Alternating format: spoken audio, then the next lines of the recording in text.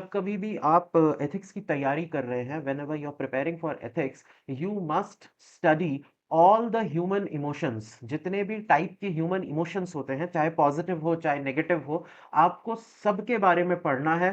और इतना पढ़ना है कि आप एक 150 वर्ड का आंसर लिख सको।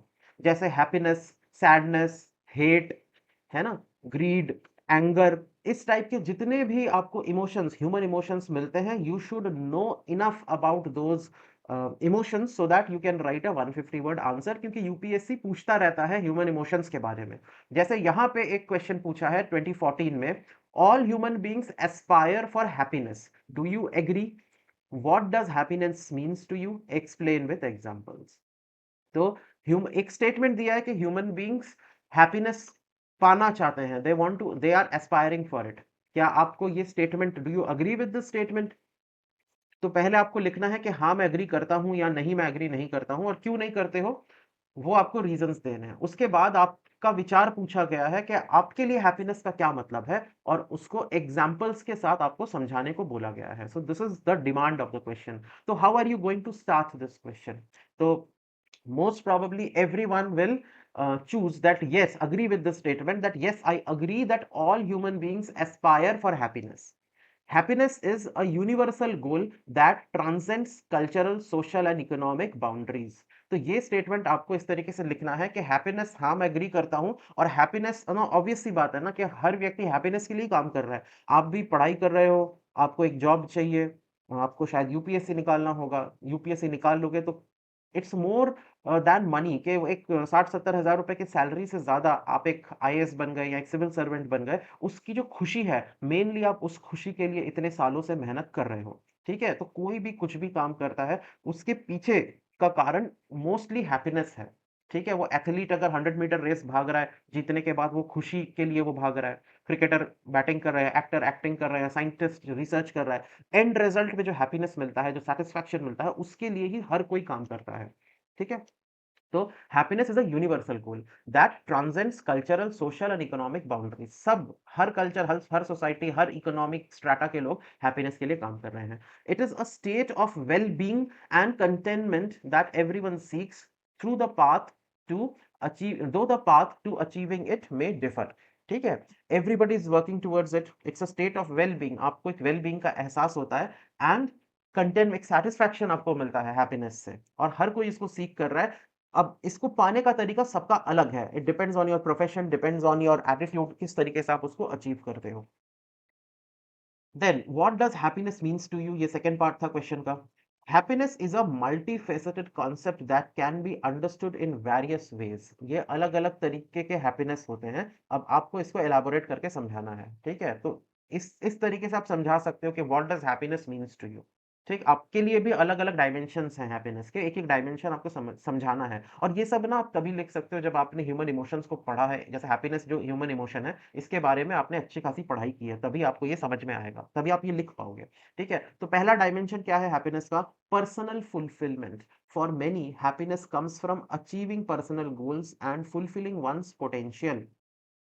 ठीक है, जो आपके पर्सनल गोल्स हैं वो एकेडमिक हो सकते हैं, फाइनेंशियल हो सकते हैं, उसको जब आप रीच करते हो और अपना फुल पोटेंशियल रीच करते हो, तब आपको हैप्पीनेस मिलता है। For example, student might find happiness in excelling academically and securing a good job, which brings a sense of accomplishment and satisfaction. Second है हैप्पीनेस का dimension, that is relationship. Strong positive relationship with family and friend are a significant source of happiness. ठीक है, खुशी का ना हमेशा तीन चीज से खुशी मेजर किया जाता है: हेल्थ, वेल्थ एंड रिलेशनशिप्स। अगर आपका हेल्थ अच्छा है, अगर आपके पास पैसा है और आपके रिलेशनशिप्स अच्छे हैं, you are a very happy person. ठीक है, हैप्पीनेस इससे डिफाइन किया जाता है। एक भी इसमें से अगर गड़बड़ हो गया, तो आपकी हैप्पीनेस में कमी हो जाएगा। ठीक है, वो एक गैप रह जाएगा आपके लाइफ में। तो relationship is a crucial aspect of overall happiness.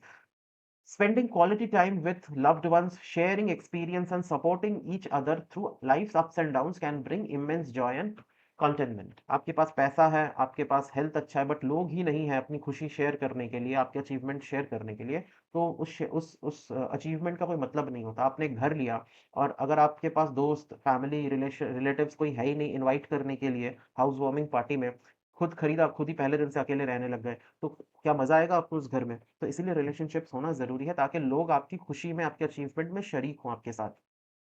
उसके बाद purpose and meaning.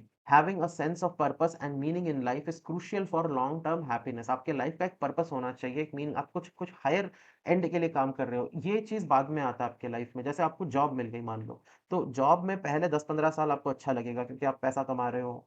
You will have that sense of achievement in life. बाद में फिर आप सोचोगे कि आप क्या कर रहे हो, क्यों कर रहे हो, किसको अमीर बना रहे हो, ठीक है? आपके लाइफ का एक पर्पस आप ढूँढोगे। After you cross your mid thirties और 40s, then you start looking for purpose and meaning in your profession and more than money. पहले-पहले तो सिर्फ आदमी पैसे के पीछे भागता है, बट उसके बाद पर्पस एंड मीनिंग आ जाता है। तो इसीलिए आप देखोगे 40s में काफ़ी लोग अपने जॉब से सैटिस्फाइड नहीं होते हैं, though they are getting paid well, but उनके लिए वो एक रूटीन जॉब हो चुका होता है और उनको उससे फिर एक टाइप से मुक्ति चाहिए होता है। तो काफ़ी लोग होते हैं जो ड्रिफ्ट कर जाते हैं, अपना बिज़नेस या अपना कुछ अलग करने का कोशिश करते हैं।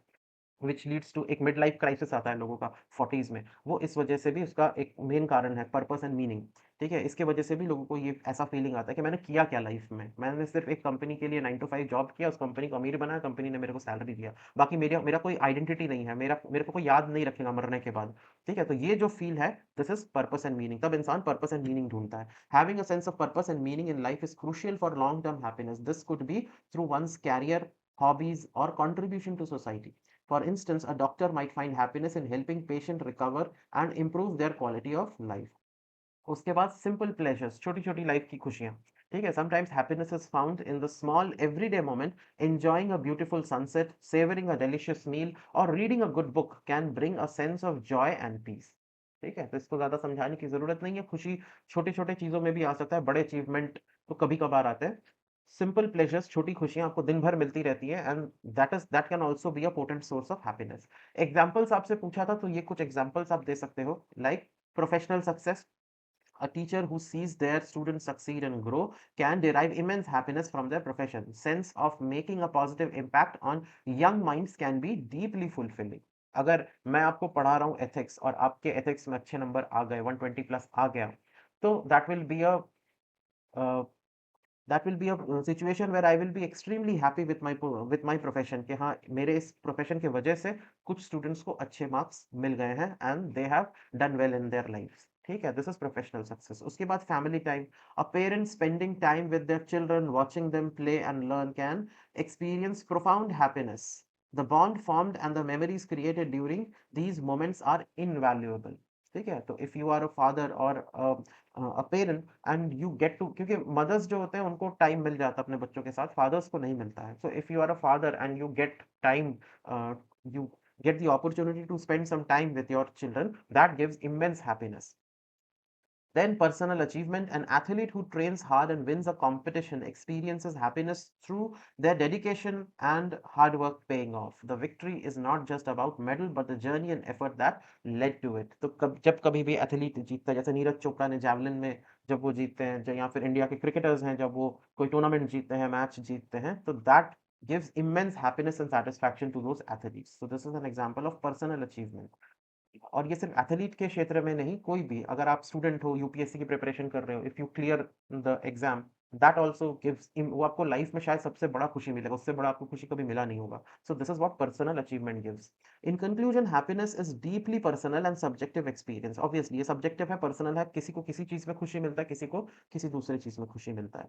It can be influenced by various factors, including personal achievement, relationships, and a sense of purpose. While the pursuit of happiness is a common goal, the ways in which individual achieve it can vary widely। ठीक है? सबके अपने pursuit of happiness तो सबके पास है, मगर कैसे उसको pursue करना है, that differs from person to person। Ultimately, it is about finding what brings joys and fulfillment to one's life and striving to incorporate those elements into daily living। ठीक है? So this was all about the question. I hope आपको happiness के बारे में कुछ जानने को मिला और आप ये क्वेश्चन अब ईज़िली हैंडल कर लोगे, और आप जब तैयारी करोगे तो हैप्पीनेस के साथ-साथ बाकी और भी इमोशंस जो हैं, ह्यूमन इमोशंस, उनको आपको इस डेप्थ में पढ़ना है, इतने डेप्थ में पढ़ना है कि आप इस टाइप का आंसर लिख सको। ठीक है? मिलते हैं नेक्स्ट वीडियो में। Thank you.